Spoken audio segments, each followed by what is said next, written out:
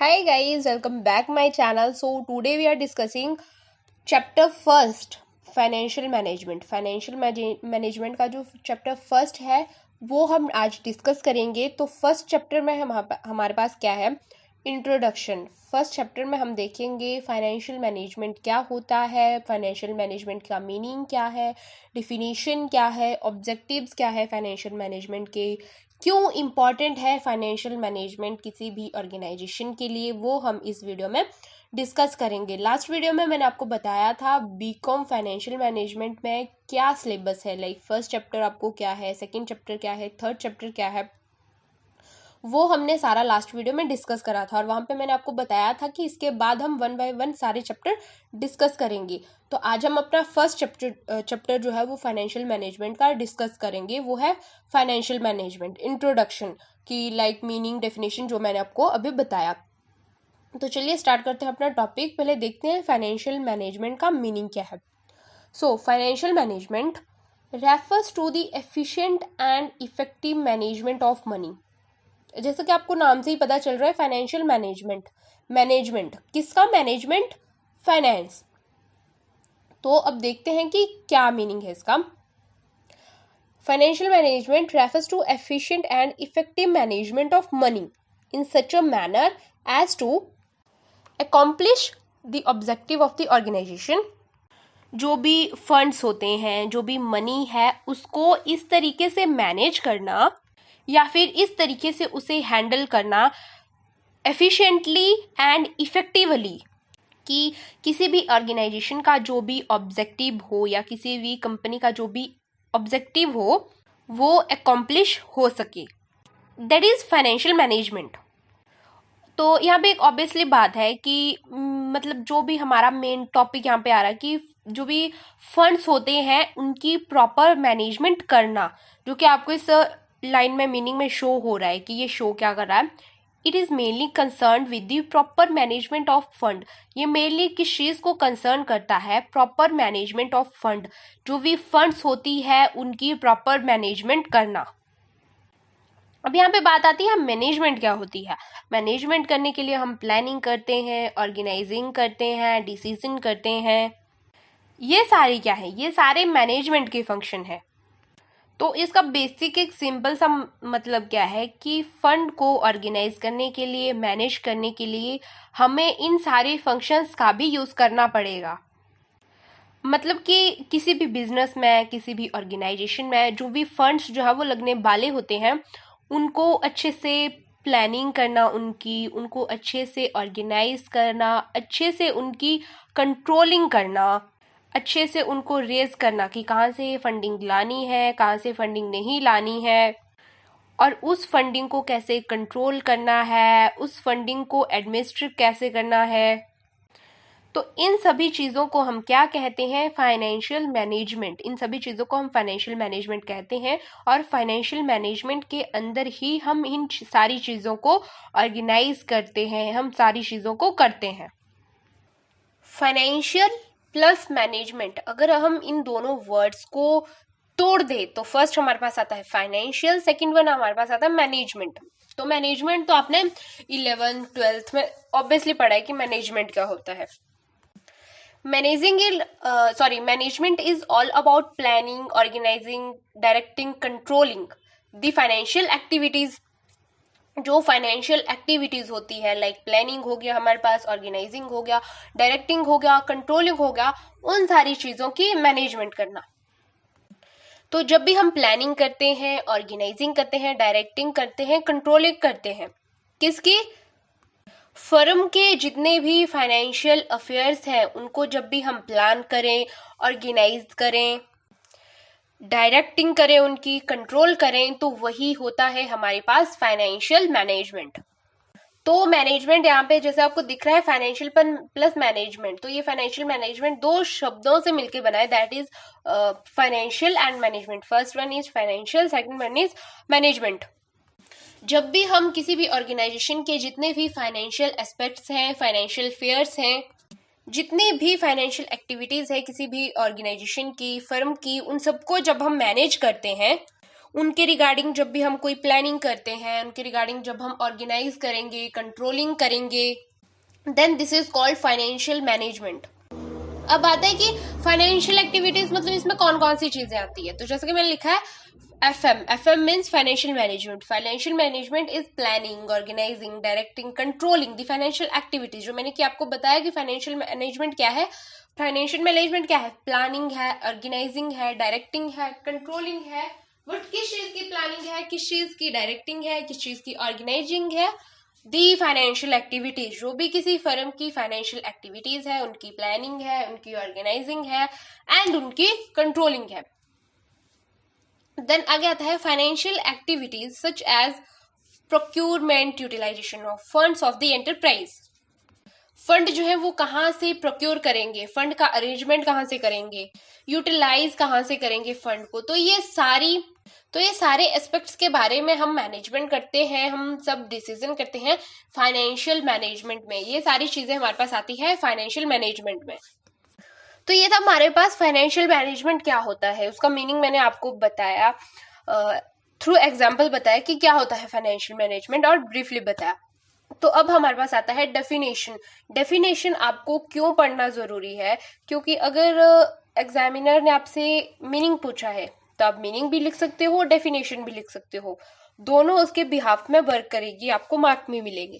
But अगर examiner ने आपसे ओनली डेफिनेशन पूछी है, what is financial management, definition पूछी है, तो उसके बिहाफ में आप जो है वो मीनिंग नहीं लिख सकते। अगर आप मीनिंग लिख भी दोगे तो आपको मार्क्स नहीं मिलेंगे, क्योंकि डेफिनेशन होगी किसी एक राइटर के थ्रू, मीनिंग जो है वो राइटर के थ्रू नहीं होता है, मीनिंग ही होता है, लेकिन डेफिनेशन किसी राइटर के थ्रू होती है। इसीलिए डेफिनेशन आपको जो जिस भी राइटर ने दी होगी वही लिखनी पड़ेगी। जैसे अलग अलग राइटर्स ने अलग अलग डेफिनेशन दी होती है, चाहे वो फाइनेंशियल मैनेजमेंट की हो, मैनेजमेंट की हो, या फिर वो कॉस्ट की हो, या फिर वो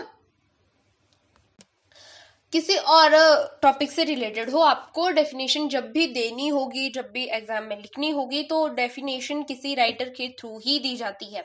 तो इसीलिए डेफिनेशन भी जानना आपके लिए जरूरी है। तो देखते हैं कि डेफिनेशन क्या होती है। Definition of financial management, Goodman and Dougall के अनुसार फाइनेंशियल मैनेजमेंट की क्या डेफिनेशन है? Financial management is the activity concern with planning, raising, controlling and administrating of funds use in the business. तो इनके अनुसार क्या है? Financial management is the activity concern with planning. Activity है जो कंसर्न करती है कि किसी भी बिजनेस की फाइनेंस जो होता है, कॉस्ट जो होती है, उसको प्लान कैसे करें, रेज कैसे करें, कंट्रोल कैसे करें, कैसे कैसे प्लानिंग को रेज करना, उसे कैसे कंट्रोल करना, कहाँ से फंड लाने हैं, कहाँ पे वो फंड यूज होंगे, एडमिनिस्ट्रेट कैसे करना है, मैनेज कैसे करना है।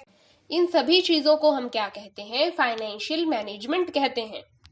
ऐसा गुटवन और डगल ने कहा है। उनके अकॉर्डिंग ये फाइनेंशियल मैनेजमेंट की डेफिनेशन है। इसमें क्या इन्वॉल्व होता है? Procurement and utilisation of fund. जो हमने अभी थोड़ी देर पहले पढ़ा कि फाइनेंशियल मैनेजमेंट में प्रोक्योरमेंट और यूटिलाइजेशन ऑफ फंड, की फंड कहाँ से लाए, कहाँ से रेज करें, वो सारी चीजें जो है हमारे पास फाइनेंशियल मैनेजमेंट में आती हैं।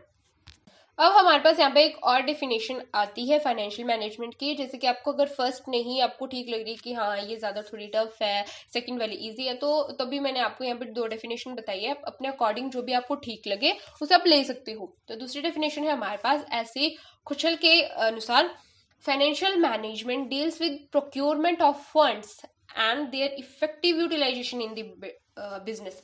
Financial management deals with the procurement of fund. Financial management deal करता है, किस चीज से डील करता है? With procurement of funds. Funds जो होते हैं प्रोक्योर, उनसे जो है ये डील करता है। And their effective utilisation in the business, और उनका जो इफेक्टिव यूटिलाइजेशन होता है किसी भी बिजनेस के लिए, किसी भी फर्म के लिए, किसी भी ऑर्गेनाइजेशन के लिए, उनका इफेक्टिव यूटिलाइजेशन करने से है। प्रोक्योर ऑफ फंड जो होते हैं उनका इफेक्टिव यूटिलाइजेशन करने से है किसी भी बिजनेस में। तो ये थी हमारे पास दो डेफिनेशन फाइनेंशियल मैनेजमेंट की। तो ये सेकंड वाली डेफिनेशन जो है फाइनेंशियल मैनेजमेंट की, ये बहुत ही ज्यादा इंपॉर्टेंट होती है। लाइक प्रोक्योरमेंट ऑफ फंड, किसके लिए procurement of fund? With utilisation of business. तो अब ये तो हो गया हमारे पास कि फाइनेंशियल मैनेजमेंट क्या होता है, फाइनेंशियल मैनेजमेंट की डेफिनेशन क्या होती है। देन अब हमारे पास आता है कि फाइनेंशियल मैनेजमेंट कौन करता है। तो फाइनेंशियल मैनेजमेंट ऑब्वियस कौन करता है, एक फाइनेंशियल मैनेजर। तो अब आप सोचोगे कि ये फाइनेंशियल मैनेजर क्या होता है, तो फाइनेंशियल मैनेजर क्या होता है। Financial manager refers to anyone who is responsible for a significant investment of financing decision। अब आपको इसकी जो मैंने आपको मीनिंग बताई फाइनेंशियल मैनेजमेंट की सॉरी मैनेजर का, जो मैंने अभी एक आपको लाइन पढ़ के बताई और आपके सामने स्क्रीन पे शो भी हो रही है, तो आई थिंक आपको वो समझ आ गई है। लेकिन फिर भी हम इसको डिस्कस करते हैं कि फाइनेंशियल मैनेजर क्या होता है। Financial manager refers to anyone मतलब कोई भी पर्सन जो फाइनेंशियल मैनेजर है, who is responsible for significant investment, जो रिस्पॉन्सिबल होता है इन्वेस्टमेंट के लिए, एक सिग्निफिकेंट इन्वेस्टमेंट के लिए और फाइनेंशिंग डिसीजन के लिए, और जो फाइनेंसिंग डिसीजन के लिए जो है वो रिस्पॉन्सिबल होता है। फाइनेंशियल डिसीजन लाइक बिजनेस में कितना इन्वेस्ट करना है, कितना इन्वेस्टमेंट नहीं करना है, बिजनेस में हम फंड जो है वो कहाँ पे लगाएं, कहाँ पे ना लगाएं, उनको कहाँ से जो है वो उनका फंड रेज करें, लॉन्ग टर्म या शॉर्ट टर्म, मतलब उनको हम लॉन्ग टर्म सोर्सेज से रेज करें, शॉर्ट टर्म सोर्सेज से रेज करें। तो इन सारी चीजों के लिए जो पर्सन रिस्पॉन्सिबल होता है उसे हम बोलते हैं financial manager, that is financial manager. तो अब आपको फाइनेंशियल मैनेजमेंट क्या होता है वो भी समझ आ गया, डेफिनेशन क्या होती है फाइनेंशियल मैनेजमेंट की वो भी हमने डिस्कस कर लिया, प्लस फाइनेंशियल मैनेजमेंट कौन करता है, दैट इज फाइनेंशियल मैनेजर। तो फाइनेंशियल मैनेजर कौन होता है वो भी आपको समझ आ गया कि फाइनेंशियल मैनेजर क्या होता है।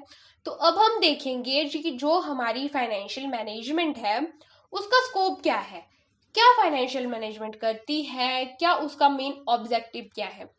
तो अब देखेंगे हम scopes of financial management. Financial management के में हमारे पास कौन कौन से जो है वो स्कोप्स हैं। पहले मैं वन बाय वन आपको सारे स्कोप ऑफ फाइनेंशियल मैनेजमेंट बताऊंगी। लाइक जैसे आपको मेरी स्क्रीन पे शो हो रहा है स्कोप्स ऑफ फाइनेंशियल मैनेजमेंट, कितने स्कोप्स हैं हमारे पास, यहाँ पे हमारे पास है 8 स्कोप्स हैं। वो 8 स्कोप्स कौन कौन से हैं फाइनेंशियल मैनेजमेंट के। फर्स्ट हमारे पास आता है फाइनेंशियल प्लानिंग एंड कंट्रोलिंग। तो अभी मैं आपको वन बाय वन बताऊंगी, देन ब्रीफली हम डिस्कस करेंगे कि फर्स्ट में क्या आता है, सेकंड में क्या आता है, थर्ड में क्या करता है। ओके तो फर्स्ट हमारे पास financial planning and controlling. Okay second one हमारे पास आता है analysis and research of financial management. Third one हमारे पास आता है कैपिटल स्ट्रक्चर। कैपिटल स्ट्रक्चर का आपको आगे एक चैप्टर भी है फाइनेंशियल मैनेजमेंट ही, वो हम आने वाली वीडियो में डिस्कस करेंगे। फोर्थ वन हमारे पास स्कोप आता है फाइनेंशियल मैनेजमेंट का, that is raising capital.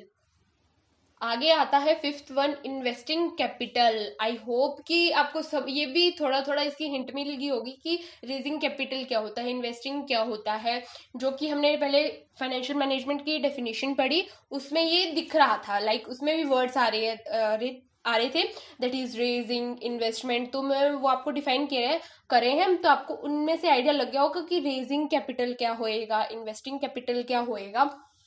Then हमारे पास सिक्स्थ आता है scope of financial management, that is managing and monitoring finance and risk. जो भी रिस्क होता है उसे मैनेज करना, मॉनिटर करना, ये भी स्कोप है फाइनेंशियल मैनेजमेंट का एक। देन हमारे पास सेकंड लास्ट यानी कि seventh scope of financial management आता है वर्किंग कैपिटल मैनेजमेंट। ये भी बहुत इंपॉर्टेंट टॉपिक है हमारे लिए, जो हम इसको आगे जो है वो ब्रीफली डिस्कस करेंगे। ओके देन हमारे पास लास्ट आता है scope of financial management, that is dividend management. Dividend management क्या होता है वो हम स्कोप ऑफ मैनेजमेंट में देखेंगे। तो चलिए वन बाय वन अभी हम देखेंगे स्कोप ऑफ फाइनेंशियल मैनेजमेंट में कि क्या क्या होता है। लाइक फाइनेंशियल प्लानिंग और कंट्रोलिंग क्या होती है, raising capital, investing capital, working capital, capital structure, ये अब हम वन बाय वन डिस्कस करेंगे। Financial planning and control is a process that involves setting goals, creating a budget and managing resource to achieve financial objectives। Financial planning and controlling क्या होता है? Financial planning and controlling is a process, ये एक process है that involve setting goals, जिसमें क्या involve होता है? सेटिंग गोल, कि जो भी आपका फर्म ऑर्गेनाइजिंग का पहले गोल होता है वो कोई भी ऑर्गेनाइजिंग सेट करती है। देन उसके बाद आता है क्रिएटिंग अ बजट। जब आप अपना गोल सेट कर लेते हो उसके लिए आप फिर एक बजट सेट करते हो कि हाँ इसमें इतनी इन्वेस्टमेंट होगी, इतनी नहीं होगी, तो आप एक बजट जो है वो क्रिएट करते हो। हाँ, ऐसा हो सकता है कि जो भी आपने बजट क्रिएट करा हो उससे थोड़ा ज्यादा बजट लग जाए या फिर थोड़ा कम लगे, that is a estimated budget. Then and managing resources to achieve financial objective. Set goal कर लिया आपने, देन क्रिएट बजट, बजट भी आपने बना लिया। देन उसके बाद आता है मैनेजिंग रिसोर्सेज, जो भी रिसोर्स होते हैं सारे उनको मैनेज करना। क्यों मैनेज करना उनको? To achieve the financial objective, जो भी आपके फाइनेंशियल ऑब्जेक्टिव्स होते हैं उनको अचीव करने के लिए रिसोर्स जो होते हैं उनको मैनेज करना। फाइनेंशियल प्लानिंग एंड कंट्रोलिंग, ये क्या होता है मीनिंग आपने देख लिया। देन अब हम डिफरेंट देखेंगे, लाइक फाइनेंशियल प्लानिंग क्या होता है, फाइनेंशियल कंट्रोल क्या होता है, ये मैं आपको सेपरेटली दोनों चीजें बताऊंगी। तो फाइनेंशियल प्लानिंग क्या होता है हमारे पास? Financial planning involve setting goals, assessing current financial status and creating a budget. Financial planning में होता है कि आप अपना गोल सेट करते हो करंट फाइनेंशियल स्टेटस को देख के और क्रिएट अ बजट, और एक बजट बनाते हो। It also includes managing debt, saving, investment and protecting assets.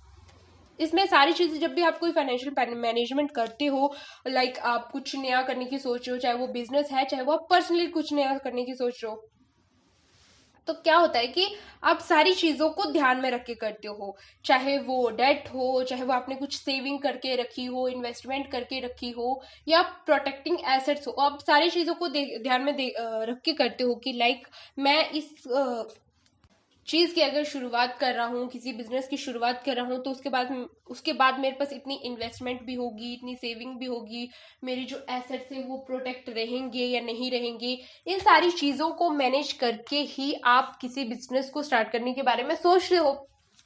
तो ये आगे सारी फाइनेंशियल प्लानिंग की चीजें। फाइनेंशियल प्लानिंग में ये सारी चीजें होती है कि आप गोल सेट करते हो, फाइनेंशियल स्टेटस अपना देखते हो, करंट आपका फाइनेंशियल स्टेटस क्या है, उसके हिसाब से एक बजट बनाते हो। तो ये सारी फाइनेंशियल प्लानिंग में आती है। अब आता है कि फाइनेंशियल कंट्रोल में हमारे पास क्या आता है। Financial control involves implementing financial plans, monitoring the inflows and outflows of financial resources, and making adjustment as needed. Financial control can help prevent fraudulent activities. Financial control में हमारे पास क्या होता है कि it involves implement financial plan. इसमें क्या होता है कि जो आपने प्लान बनाया होता है वो इम्प्लीमेंट करना फाइनेंशियल कंट्रोल में आता है।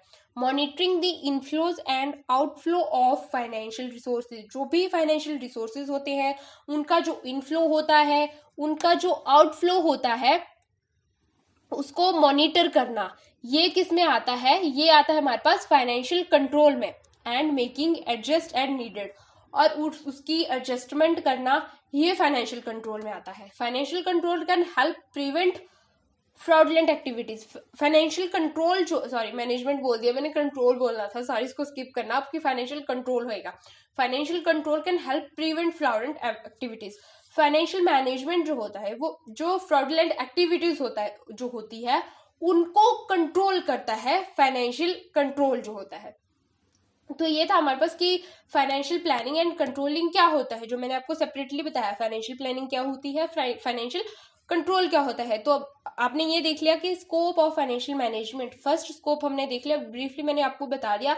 इसमें अगर आपको ये 10 मार्क्स का क्वेश्चन भी आ रहा है तो मैंने आपको उसके कंटेंट में भी बताया कि आपको क्या लिखना है, तो वो आप लिख सकते हो।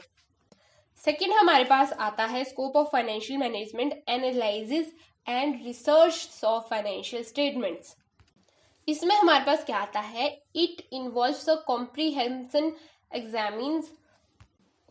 examination of a company's financial statement, including the income statement, balance sheet and cash flow. इसमें क्या होता है, comprehensive examination of company, company की एक कॉम्प्रीहेंसिव एग्जामिनेशन जो है वो इन्वॉल्व होती है फाइनेंशियल स्टेटमेंट्स में, जिसमें क्या क्या होता है, फाइनेंशियल स्टेटमेंट्स होती है, इंक्लूडिंग द इनकम स्टेटमेंट, जो भी कंपनी की इनकम की स्टेटमेंट्स होती है वो भी उसमें शो करी जाती है, बैलेंस शीट शो करी जाती है, कैश फ्लो स्टेटमेंट्स शो की जाती है, चाहे वो कैश इनफ्लो की स्टेटमेंट्स हो या फिर वो कैश आउटफ्लो की स्टेटमेंट्स हो। तो ये है हमारे पास analysis and researches of financial statement. जो फाइनेंशियल स्टेटमेंट एनालिसिस होता है वो हमारे पास 5 टाइप्स का होता है। वैसे मैं इसको आगे आपको ब्रीफली बताऊंगी, लेकिन 5 टाइप्स कौन कौन से होते हैं वो मैं आपको यहाँ पे बता देती हूँ। फर्स्ट वन हमारे पास होता है balance sheet, second one is income statements, third one is statement of cash flow, and fourth one होता है हमारे पास स्टेटमेंट्स ऑफ रिटेन अर्निंग्स। ये 4 types of financial statement analysis हमारे पास होता है। तो ये था हमारे पास सेकंड स्कोप, फाइनेंशियल मैनेजमेंट का सेकंड स्कोप था जो हमने डिस्कस करा। देन अभी हमारे पास आता है थर्ड स्कोप फाइनेंशियल मैनेजमेंट का, जो कि है हमारे पास कैपिटल स्ट्रक्चर मैनेजमेंट। अब हम देखेंगे कि कैपिटल स्ट्रक्चर मैनेजमेंट जो है वो क्या होता है और कैपिटल स्ट्रक्चर मैनेजमेंट का क्या रोल है फाइनेंशियल मैनेजमेंट में। Capital raising definitions refers to a process through which a company raises fund and external sources to achieve a stated goals such as investment in its own business development or investment in other assets। जो raising capital है वो क्या होती है और उसका financial management में क्या रोल है। तो raising capital refers to process through which a company raising fund, जो भी कंपनी रेज फंड करती है वो प्रोसेस किस में आती है, रेजिंग कैपिटल में, रेजिंग फंड्स में, from external sources to achieve goals. जो भी एक्सटर्नल सोर्सेज होते हैं, चाहे वो शॉर्ट टर्म के हो चाहे वो लॉन्ग टर्म सोर्सेज हो, उनसे फंड रेज करना किसी कंपनी का एक गोल, जो भी कंपनी का गोल होता है उसको अर्न करना, ये होता है रेजिंग कैपिटल की एक्सटर्नल सोर्स, जो भी शॉर्ट टर्म सोर्स होते हैं लॉन्ग टर्म सोर्स होते हैं उनसे फंड जो है वो रेज करना, that is capital raising. Such as investment होगी in its own business development, किसी भी बिजनेस को डेवलप करने के लिए इन्वेस्टमेंट होगी, और इन्वेस्टमेंट इन अदर एसेट्स, और जो अदर एसेट्स हो गए उनमें इन्वेस्टमेंट होगी। तो ये सारी चीजें जो है वो रेजिंग कैपिटल में आती है। For example M&A, joint ventures हो गए, एंड स्ट्रेटेजिक पार्टनरशिप होगी, जो भी लोग पार्टनरशिप करते हैं साथ में, और ज्वाइंट वेंचर्स हो गए, वो रेजिंग कैपिटल के क्या होते हैं, वो रेजिंग कैपिटल के एग्जाम्पल है हमारे पास। तो ये था हमारा थर्ड स्कोप। देन थर्ड नहीं था मेरे ख्याल से, फोर्थ स्कोप था, हाँ। देन फिर हमारे पास आता है, उसके बाद हमारे पास आएगा इन्वेस्टिंग कैपिटल। लेकिन उससे पहले हमने जो थर्ड स्कोप था हमारा वो हमने डिस्कस नहीं करा, मैं सीधा 4 पे चलेगी। तो थर्ड देखते हैं हमारे पास capital structure management. Capital structure management जो है तो मैंने अभी डिस्कस नहीं करा, हमने सीधा 4th ही मैंने आपको बता दिया, थर्ड नहीं बताया। तो थर्ड क्या है हमारे पास, कैपिटल स्ट्रक्चर मैनेजमेंट। अब हमारे पास आता है कि कैपिटल स्ट्रक्चर मैनेजमेंट क्या होता है। Capital structure management, it refers to the process that companies undertake when deciding how to fund their operations and investment। जो कैपिटल स्ट्रक्चर होता है, प्रोसेस दैट कंपनी अंडरटेक, ये जो है कंपनी के अंडरटेक प्रोसेस होता है व्हेन डिसाइडिंग, जो डिसाइड करता है how to fund their operations and investment. जो भी फंड्स होते हैं उनका इन्वेस्टमेंट कैसे करा जाए, उनको कैसे ऑपरेट करा जाए। The optimal capital structure is an essential factor। एक ऑप्टिमल कैपिटल स्ट्रक्चर होता है वो किसी भी ऑर्गेनाइजेशन का एक एसेंशियल फैक्टर होता है, किसी भी ऑर्गेनाइजेशन फर्म का एक एडवांटेज होता है, एक बेटर कैपिटल स्ट्रक्चर, एक optimal capital structure when seeking unsecured business loan. किस चीज के लिए अब कैपिटल स्ट्रक्चर एक एसेंशियल फैक्टर होता है, ऑप्टिमल कैपिटल स्ट्रक्चर, किस चीज के लिए? सीकिंग अनसिक्योर्ड बिजनेस लोन के लिए, अनसिक्योर्ड बिजनेस लोन के लिए। Okay, which are high risk, जिसमें जो है बहुत ज्यादा रिस्क होता है। What can offer significant rewards for businesses, but फिर भी they can offer significant rewards for business. एक कैपिटल स्ट्रक्चर इसीलिए बहुत ही ज्यादा जरूरी होता है किसी भी कंपनी के लिए, किसी भी ऑर्गेनाइजेशन के लिए। ये हमारे पास हो गया थर्ड। फोर्थ हमने स्कोप जो है पहले डिफाइन कर लिया था। अब हमारे पास आता है फिफ्थ जो है वो scope of financial management, that is investing capital. Investing capital क्या होता है वो अभी हम देखेंगे। Okay, investing capital is money or other assets that are used to achieve business objective or to trade. Investing capital क्या होता है? Money. Investing capital is money और other assets. Money और जो हमारे पास other assets होते हैं, okay, that are used to achieve business objectives. जो किस लिए यूज करे जाते हैं? बिजनेस के ऑब्जेक्टिव्स के लिए, बिजनेस के गोल्स को अचीव करने के लिए, जिन्हें हम यूज करते हैं, और ट्रेड के लिए, यानी कि बिजनेस को आगे बढ़ाने के लिए, बिजनेस को ग्रो करने के लिए यूज करते हैं। That is investing capital. ये हो गया हमारे पास इन्वेस्टिंग कैपिटल। ओके, तो इन्वेस्टिंग कैपिटल में मेन चीज हमारे पास क्या आई इस मीनिंग में?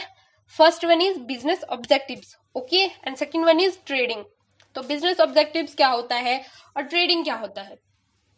फर्स्ट देखेंगे business objectives. Okay, business objectives, investing capital can be used to help a company grow by increasing operational capacities, acquiring long-term assets or expanding into new market. अब business objectives में क्या मतलब है इसका? Investing capital, जो भी आपने capital invest की, can be used to help a company grow. किसके लिए? कंपनी ग्रो के लिए वो हेल्प करता है, कंपनी को आगे बढ़ाने के लिए वो हेल्प करता है। जब आप किसी भी कंपनी में कैपिटल इन्वेस्ट करोगे, पैसा लगाओगे, तो ऑब्वियसली आपको रिस्क तो होगा, लेकिन आपकी कंपनी ग्रो भी करेगी, आपको प्रॉफिट भी होगा। ओके, देन हमारे पास आता है एक्वायरिंग लॉन्ग टर्म एसेट्स और एक्सपेंडिंग इनटू न्यू मार्केट, और उसको न्यू मार्केट जो है एक्सपेंड करने में भी कैपिटल इन्वेस्टिंग जो है वो हेल्प करती है। तो ये हमारे पास हो गया बिजनेस ऑब्जेक्टिव्स में हमारे पास क्या आता है। देन सेकंड वन आता है हमारे पास ट्रेडिंग की। ट्रेडिंग में हमारे पास क्या आता है? तो ट्रेडिंग में हमारे पास आता है investing capital is the money. Investing capital क्या हो गया? मनी। जब भी हम कहीं पे कैपिटल इन्वेस्ट करते हैं तो उसको हम बोलते हैं इन्वेस्टिंग कैपिटल। ओके, तो investing capital is the money a trader has available to trade with. Traders often use a diverse selection of assets and products and may use leverage to increase their profit and losses. तो यहाँ पे क्या बोल रहा है कि investing capital is a money a trader has available to trade with. Investing capital क्या होता है? मनी पैसे होते हैं जो भी हम किसी बिजनेस में इन्वेस्ट करते हैं। ओके, तो ट्रेडिंग में क्या आता है हमारे पास?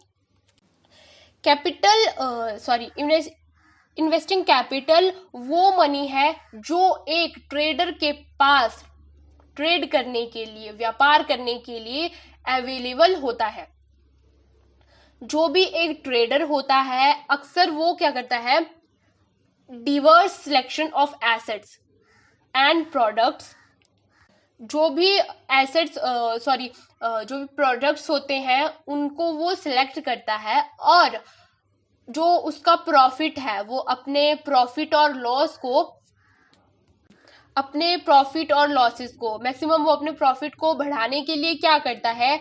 लेवरेज का यूज करता है। तो ये हमारे पास इन्वेस्टिंग कैपिटल है। आई होप कि आपको इन्वेस्टिंग कैपिटल समझ आ गया होगा कि इन्वेस्टिंग कैपिटल क्या होता है। देन हमारे पास हमारा next scope of financial management आता है, that is managing and monitoring financing risk. जो भी हमारे पास रिस्क होता है उसे मॉनिटर करना, मैनेज करना, कैसे उस रिस्क से डील करना, ये हमारे पास आता है managing and monitoring the financial risk. तो इसमें हमारे पास क्या होता है, it involves identifying potential risk. इसमें क्या होता है, पोटेंशियल रिस्क होता है, analyses their severity and developing strategies to manage them. जो भी कंपनी में, किसी भी ऑर्गेनाइजेशन में रिस्क होता है, उसको एनालाइज करना कि क्या रिस्क कंपनी में, ऑर्गेनाइजेशन में हो सकता है, एंड देन अपनी स्ट्रेटजीज को डेवलप करना, और स्ट्रेटजीज को डेवलप करके उस रिस्क को मैनेज करना। ये आता है हमारे पास मैनेजिंग एंड मॉनिटरिंग में। This process can help ensure that company plans align with its strategic goals। ये क्या करता है, ये हेल्प करता है जो कंपनी के प्लान्स होते हैं, जो कंपनी के प्लान्स होते हैं वो उसके स्ट्रेटेजिक गोल, उसकी रणनीति, लक्ष्यों के अनुरूप ही हो। मतलब जब भी कहीं भी किसी भी बिजनेस में एग्जांपल लेते हैं, जब भी कभी भी किसी भी बिजनेस में अगर रिस्क आएगा तो मैक्सिमम जो भी एम्प्लॉयज होते हैं, उसका मैनेजर होता है, फाइनेंशियल मैनेजर होता है, तो उनका ध्यान जो है वो उस रिस्क की तरफ जाता है, उसको कैसे हैंडल करें, कैसे हैंडल ना करें। तो उन चीजों को पहले से मॉनिटर करना, मैनेज करना, ये कंपनी का एक स्कोप है, ताकि जो और कंपनी के एम्प्लॉयज हैं या वर्कर्स हैं, उनका जो प्लान, स्ट्रेटेजिक प्लान है, उनका जो स्ट्रेटेजिक गोल है, वो उस चीज से ना भटके सॉरी। तो ये सारी चीजें जो है वो आती है हमारे पास फाइनेंशियल मैनेजमेंट में। तो next scope of financial management हमारे पास आता है, that is working capital management. ये हमारे पास है सेकेंड लास्ट फाइनेंशियल मैनेजमेंट का स्कोप है, वर्किंग कैपिटल मैनेजमेंट। तो वर्किंग कैपिटल मैनेजमेंट आपने 11th में भी पढ़ा है कि वर्किंग कैपिटल मैनेजमेंट क्या होता है, 12th में भी पढ़ा है कि वर्किंग कैपिटल मैनेजमेंट क्या होता है।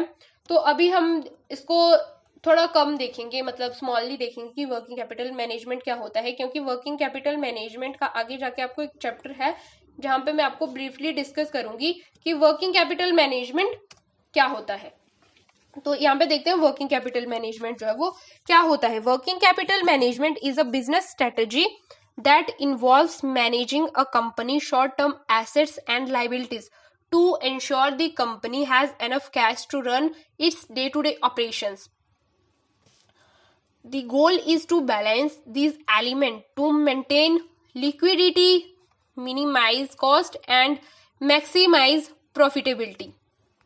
Working capital management is a business strategy. Working capital management, ठीक है, ये क्या होती है, एक बिजनेस स्ट्रेटजी होती है, किसी भी बिजनेस की एक स्ट्रेटजी होती है that involves managing a company short term assets and liabilities. जिसमें क्या इन्वॉल्व्स होता है, मैनेजिंग कंपनीज, किसी भी कंपनीज के शॉर्ट टर्म एसेट्स उसमें इन्वॉल्व होते हैं, लाइबिलिटीज, शॉर्ट टर्म लाइबिलिटीज उसमें इन्वॉल्व होती हैं।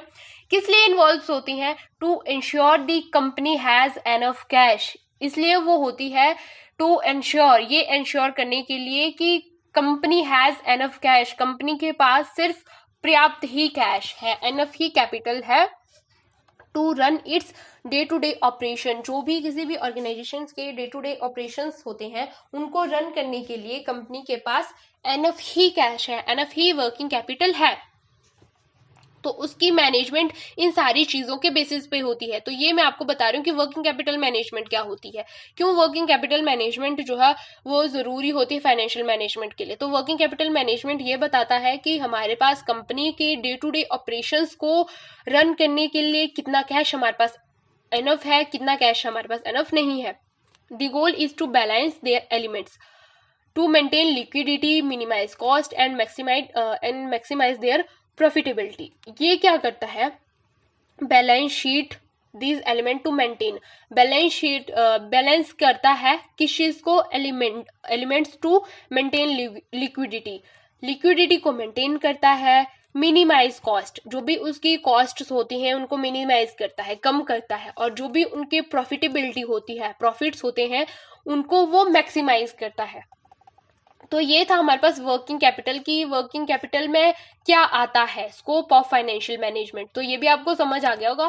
देन लास्ट स्कोप है हमारे पास, दैट इज डिविडेंड मैनेजमेंट। तो डिविडेंड मैनेजमेंट क्या होता है, dividend management teams decided some excess profit should be paid out to shareholders. The board approves the planned dividend. The company announces the dividend. The dividend is paid to shareholders. ये था हमारे पास dividend management. तो ये सारे थे हमारे पास 7 scopes of financial management, और उनमें ब्रीफली मैंने आपको बताया कि 7 स्कोप्स ऑफ फाइनेंशियल मैनेजमेंट में हमारे पास क्या क्या आता है. लाइक रेजिंग कैपिटल में हमारे पास क्या आता है, इन्वेस्टिंग कैपिटल में हमारे पास क्या आता है, कैपिटल स्ट्रक्चर में हमारे पास क्या आता है, और वर्किंग कैपिटल मैनेजमेंट में हमारे पास क्या आता है. तो आई होप सो कि आपको ये ब्रीफली समझ आ गया होगा, मतलब सारा कंप्लीटली आपको समझ आ गया होगा. तो अभी तक हमने देखा कि फाइनेंशियल मैनेजमेंट क्या होता है, फाइनेंशियल मैनेजमेंट की डेफिनेशन क्या होती है, देन फाइनेंशियल मैनेजर क्या होता है, फिर उसके हमने स्कोप भी डिस्कस कर लिए कि फाइनेंशियल मैनेजमेंट जो होता है उसके स्कोप क्या क्या होते हैं. देन अब हम देखेंगे इंपॉर्टेंस ऑफ फाइनेंशियल मैनेजमेंट, कि फाइनेंशियल मैनेजमेंट की हमें क्यों जरूरत है. अब स्कोप आपने देख लिया कि हाँ वो किस चीज पे फोकस करता है, फाइनेंशियल मैनेजमेंट किस चीज पे नहीं करता है, लेकिन ये भी तो पता होना चाहिए कि फाइनेंशियल मैनेजमेंट जो है वो इम्पॉर्टेंट क्यों है, उसकी सिग्निफिकेंस क्या है. तो अगर आपकी फाइनेंशियल मैनेजमेंट आपके पास इंपॉर्टेंस पूछी है या सिग्निफिकेंस पूछी है, आप दोनों चीजों में जो अभी मैं आपको बताऊंगी वो आप सेम पॉइंट्स लिख सकते हो. लाइक जैसे अभी स्क्रीन पे शो हो रहा है आपको 5 पॉइंट्स, आप 5 पॉइंट्स आप इंपॉर्टेंस में भी लिख सकते हो, सिग्निफिकेंस में भी लिख सकते हो. तो फर्स्ट हमारे पास आता है to promote sales, second one to meet contingencies, third one आता है to enable business opportunities, fourth हमारे पास आता है optimum allocation and utilisation of resources, and last one importance of financial management हमारे पास आती है basis of planning, coordination and control. तो अब इनको हम वन बाय वन देखेंगे कि क्या होता है promote sales, available business opportunities क्या होती है, यूटिलाइजेशन ऑफ रिसोर्सेज क्या होता है, कोऑर्डिनेशन, कंट्रोल एंड प्लानिंग क्या होता है बेसिस में. ये हम वन बाय वन देखेंगे. तो टू प्रमोट सेल्स, फर्स्ट हमारे पास आता है टू प्रमोट सेल्स. एडवर्टाइजमेंट में हमें कैसे क्या लगाना है, कैसे उनकी पैकेजिंग करनी है, सेल के लिए हमें क्या आइडियाज लगाने हैं, क्या पॉलिसीज लगानी है, ये सारे डिसीजन जो हम लेंगे वो सेल्स को प्रमोट करने के लिए लेते हैं, और ये फाइनेंशियल मैनेजमेंट में कवर होते हैं. तो इसलिए भी फाइनेंशियल मैनेजमेंट इंपॉर्टेंट है, क्योंकि यहाँ पे हम डिसीजन मेकिंग करते हैं, मैनेजमेंट करते हैं, तो उससे हमारी सेल्स जो होती है वो भी प्रमोट होती है. सेकेंड हमारे पास है टू मेड कॉन्सिजेंसीज. तो ऑब्वियस सी बात है जब हम फंड को मैनेज करके रखेंगे तो किसी भी अनसर्टेन सिचुएशन जो भी हमारे पास आएगी उसके लिए हम रेडी रहेंगे.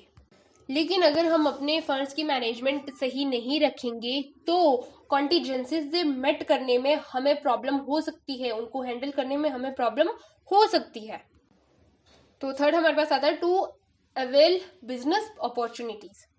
अगर आपके पास पहले से फंड होगा तो उसके बाद आपके पास बिजनेस में कोई अपॉर्चुनिटी अवेलेबल है, अगर आपको बिजनेस में कोई भी अपॉर्चुनिटी दिखती है तो आप उसमें इन्वेस्ट कर सकते हो, उसमें आप देख सकते हो कि हाँ इसमें क्या है क्या चीजें नहीं है, तो उसमें भी आप ग्रो कर सकते हो. लेकिन अगर आपके पास वो फंड ही नहीं है, सेविंग ही नहीं है, तो वो आप नहीं कर सकते.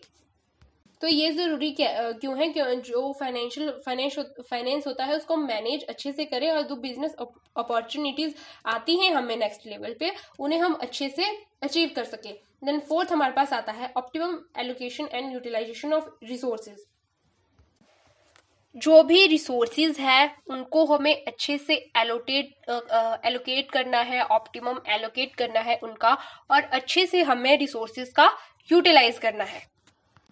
अब क्यों उनका हम अच्छे से यूटिलाइज कर सके, क्यों उनका ऑप्टिमम एलोकेट अच्छे से कर सके, ताकि हमें बिजनेस में मैक्सिमम रिजल्ट मिल सके. तो ये सब भी फाइनेंशियल मैनेजमेंट की हेल्प से होता है. देन फिफ्थ हमारे पास इंपॉर्टेंस ऑफ फाइनेंशियल मैनेजमेंट आता है basis of planning, coordination and control. तो किसी भी बिजनेस में प्लानिंग करना, कोऑर्डिनेट करना, कंट्रोल करना, ये सारी चीजों को किस में आती है, किसकी इंपॉर्टेंस में आती है, दैट इज फाइनेंशियल मैनेजमेंट. अब आप सोच रहे होंगे कि यहाँ पे तो 5 इंपॉर्टेंस है फाइनेंशियल मैनेजमेंट के, तो यहाँ पे जो मैंने आपको मेनली है वो बताया, वैसे बहुत सारी इंपॉर्टेंस है और भी इंपॉर्टेंट पॉइंट्स है फाइनेंशियल मैनेजमेंट के, वो भी आप अगर आपको एग्जाम में ये क्वेश्चन आता है तो इसमें आप इंक्लूड कर सकते हो. अब नेक्स्ट हमारे पास आता है ऑब्जेक्टिव्स ऑफ फाइनेंशियल मैनेजमेंट। ये हमारा लास्ट टॉपिक है, क्योंकि अगर मैं काफ़ी लंबा इसको खींचूंगी तो फिर वीडियो लेंथी हो जाएगी, और इतना लेंथी वीडियो देखना मैक्सिमम लोग प्रेफर नहीं करते हैं। तो या फिर मैं फर्स्ट चैप्टर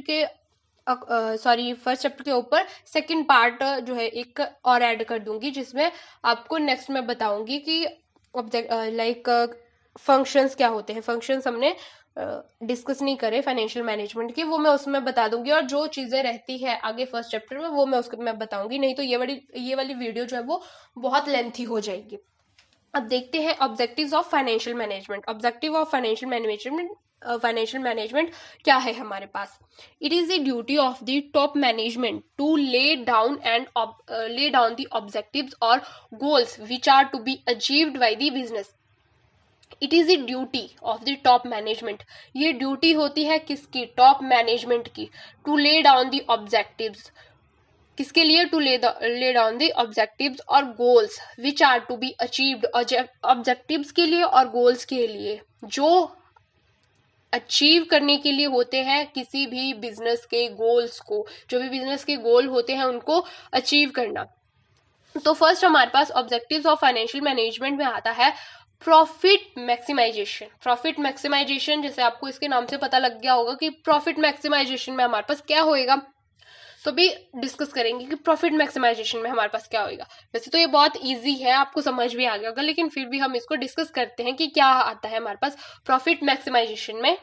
किसी भी ऑर्गेनाइजेशन का जो है वो पहला ऑब्जेक्टिव क्या होना चाहिए, पहला उद्देश्य क्या होना चाहिए, प्रॉफिट को मैक्सिमाइज करना, किसी भी ऑर्गेनाइजेशन का प्रॉफिट बढ़ाना। अब प्रॉफिट जो है कैसे बढ़ेगा, किसी भी कंपनी का, ऑर्गेनाइजेशन का प्रॉफिट कैसे इंक्रीज होगा, उसमें कौन कौन से पॉइंट आएंगे वो अब हम देखते हैं। फर्स्ट पॉइंट हमारे पास आता है मेजरमेंट ऑफ परफॉर्मेंस। तो मेजरमेंट की अब यहाँ पे हम बात करें तो किसी भी कंपनीज के जो भी एम्प्लॉयज होते हैं, किसी भी ऑर्गेनाइजेशन के जो भी वर्कर्स होते हैं, उनकी परफॉर्मेंस को मेजर करना, उनको मेजर करना कि वो कैसे अपने वर्क को परफॉर्म कर रहे हैं, ये सारी चीजें जो है वो आती है हमारे पास फाइनेंशियल मैनेजमेंट में, प्रॉफिट मैक्सिमाइजेशन में, कि वर्कर कैसे परफॉर्म कर रहे हैं, कैसे अपना काम कर रहे हैं, उन सारी चीज़ों को मेजर करना। सेकंड पॉइंट हमारे पास आता है efficient allocation and utilisation of resources. ये हमने पहले भी, अभी थोड़ी देर पहले मैंने डिस्कस करा आपके साथ, तो ये आपको समझ आ गया होगा इसीलिए, लेकिन फिर भी हम इसे देख लेते हैं कि क्या आता है इसमें। अब जो भी आपके पास रिसोर्सेज है उनको ज़्यादा से ज़्यादा क्या किया जाए, इफेक्टिव यूटिलाइज उनका किया जाए, एलोकेट किया जाए, सही टाइम पर चीज़ों को यूज़ करा जाए। तो ये मैनेजमेंट के ऑब्जेक्टिव्स होते हैं जिनको आप इजीली अचीव कर सकते हो with the help of financial management. Third हमारे पास आता है maximisation of social welfare. Social welfare का मैक्सिमाइजेशन, जो भी सोशल वेलफेयर, हिंदी में अगर मैं बताऊं तो सामाजिक कल्याण की जो भी चीजें हैं उनको ज्यादा बेहतर बना सकते हैं, सोसाइटी को और बेहतर तरीके से उन चीज़ों को बता सकते हैं, अपनी सोसाइटी में इम्प्रूवमेंट ला सकते हैं। तो ये हमारे पास आता है maximisation of social welfare. Then fourth हमारे पास आता है source of incentive. Source of incentive जो होते हैं, मतलब जो भी फाइनेंशियल मैनेजमेंट होती है, उनके जो ऑब्जेक्टिव का हम अच्छे से यूज करें, अच्छे से ऑप्टिमाइज करें, तो जो भी हमारे पास प्रॉफिट मैक्सिमाइजेशन होती है कंपनी की, वो बहुत ज़्यादा जो है हमें अचीव हो सकती है, और हमारी कंपनी, हमारा बिजनेस फर्म जो है वो बहुत ज़्यादा ग्रो कर सकता है। देन फिफ्थ हमारे पास आता है प्रॉफिट मैक्सिमाइजेशन के ऑब्जेक्टिव में पॉइंट जो है वो है helpful in facing adverse business condition.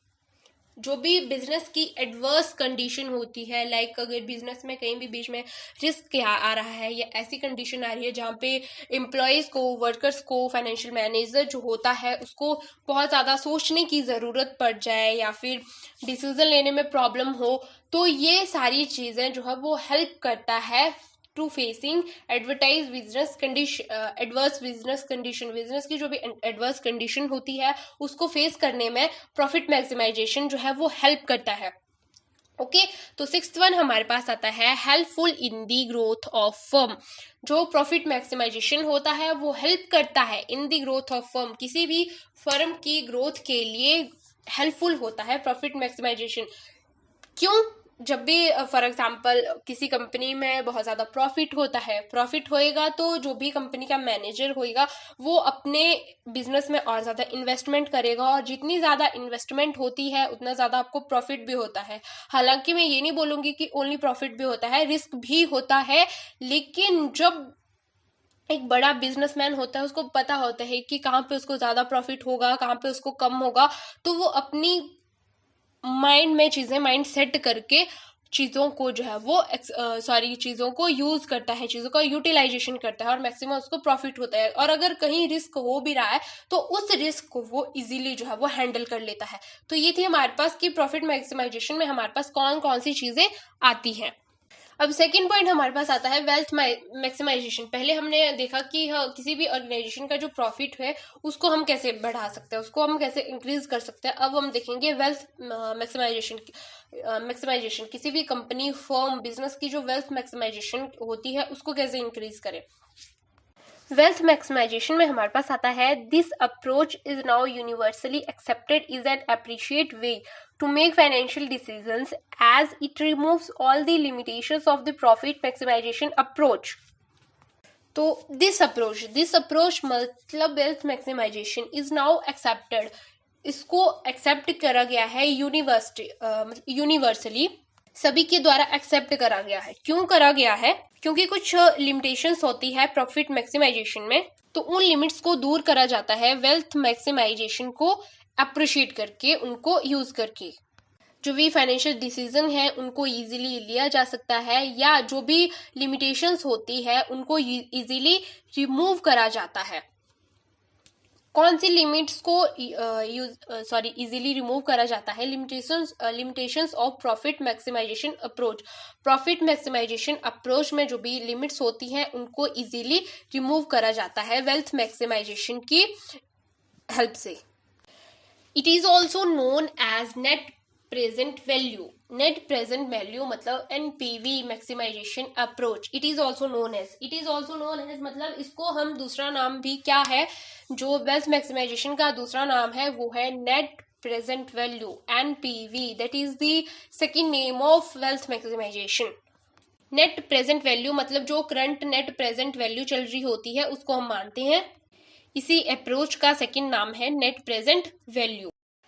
अब देखते हैं कि जो एनपीवी है, नेट प्रेजेंट वैल्यू क्या है, जो उसका शॉर्टली मीनिंग क्या है, उसका मीनिंग हम देखेंगे। ऊपर हमने देख लिया कि जो वेल्थ मैक्सिमाइजेशन है उसको हम एनपीवी भी बोल सकते हैं मैक्सिमम अप्रोच के थ्रू।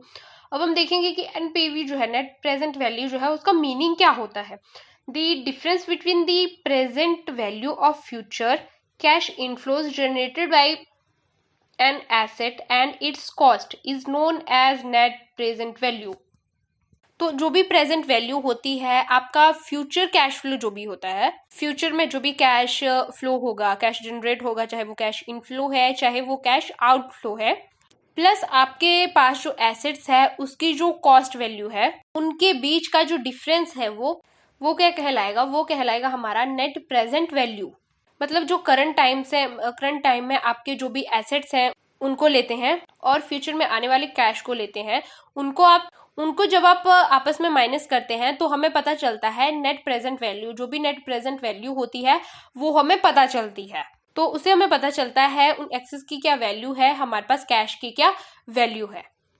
अब हम देखेंगे profit maximisation versus wealth maximisation. Profit maximisation क्या होता है और वेल्थ मैक्सिमाइजेशन जो होता है, उन दोनों के बीच में आपस में क्या डिफरेंस है या किस तरह वो एक दूसरे से डिफरेंस है। तो ये देखेंगे हम अपनी नेक्स्ट वीडियो में। मतलब जो भी फाइनेंशियल मैनेजमेंट चैप्टर फर्स्ट जो हमने इंट्रोडक्शन आज देखा, तो इंट्रोडक्शन का अभी मैंने फर्स्ट पार्ट आपको बताया। सेकंड पार्ट में मैं आपको बताऊंगी profit maximisation versus wealth maximisation. Profit maximisation और वेल्थ मैक्सिमाइजेशन दोनों एक दूसरे से कैसे डिफर है, ये मैं आपको financial management first chapter introduction का जो फर्स्ट चैप्टर है हमारे पास फाइनेंशियल मैनेजमेंट का, जो आज हमने डिस्कस करा, जिसकी ये वीडियो है, इसके सेकेंड पार्ट में मैं आपको बताऊंगी प्रॉफिट मैक्सिमाइजेशन और वेल्थ मैक्सिमाइजेशन में हमारे पास क्या डिफरेंस है। वेल्थ मैक्सिमाइजेशन और प्रॉफिट मैक्सिमाइजेशन एक दूसरे से कैसे डिफरेंट है, क्योंकि ये वीडियो बहुत ही लंबी हो जाएगी। नहीं तो आई थिंक अभी 50 मिनट्स की तो ये हो गई है, और इतनी लंबी वीडियो देखना फिर प्रेफर नहीं करता है कोई भी स्टूडेंट, ज़्यादातर जितना मुझे पता है ओनली वही प्रेफर करेगा जिसको लगेगा कि हाँ दिस इज़ यूजफुल और नॉट। देन ये वीडियो हम यहीं पे स्टॉप करते हैं कि इतना हमने देख लिया। हमने इस वीडियो में अभी तक देखा फर्स्ट चैप्टर जो था हमारा फाइनेंशियल मैनेजमेंट का, जिसमें हमने देखा कि फाइनेंशियल मैनेजमेंट क्या होता है, उसकी डेफिनेशन क्या होती है, फाइनेंशियल मैनेजर क्या होता है, स्कोप ऑफ फाइनेंशियल मैनेजमेंट क्या होती है, ऑब्जेक्टिव्स ऑफ फाइनेंशियल मैनेजमेंट क्या होते हैं, इंपॉर्टेंस ऑफ फाइनेंशियल मैनेजमेंट क्या होती है, प्रॉफिट मैक्सिमाइजेशन क्या होता है, वेल्थ मैक्सिमाइजेशन क्या होता है, और वेल्थ मैक्सिमाइजेशन प्रॉफिट मैक्सिमाइजेशन से कैसे डिफरेंट है वो हम डिस्कस करेंगे अपनी नेक्स्ट वीडियो में। आई होप सो कि आपको ये वाली वीडियो पसंद आई होगी, तो चैनल को लाइक शेयर जरूर कर ले और बेल आइकन को भी प्रेस कर ले ताकि जो भी नेक्स्ट मेरी वीडियो आएगी आपको उसकी नोटिफिकेशन पहले आए। अदरवाइज जो भी प्लेलिस्ट होती है उसको उसमें जाके आपको स्क्रॉल करना पड़ेगा और टाइम लगता है बहुत, कभी कभी वीडियो मिलती भी नहीं है। तो आप अगर बेल आइकन को प्रेस करके रखोगे तो आपको नोटिफिकेशन पहले मिल जाएगी कि हाँ आज ये वाली वीडियो मैंने अपलोड करी है। तब तक के लिए thank you so much for watching this video. Don't forget to like the video and subscribe to the channel so that you don't miss any video. If you have any query or question, you can tell me in comment section. Thank you so much for watching.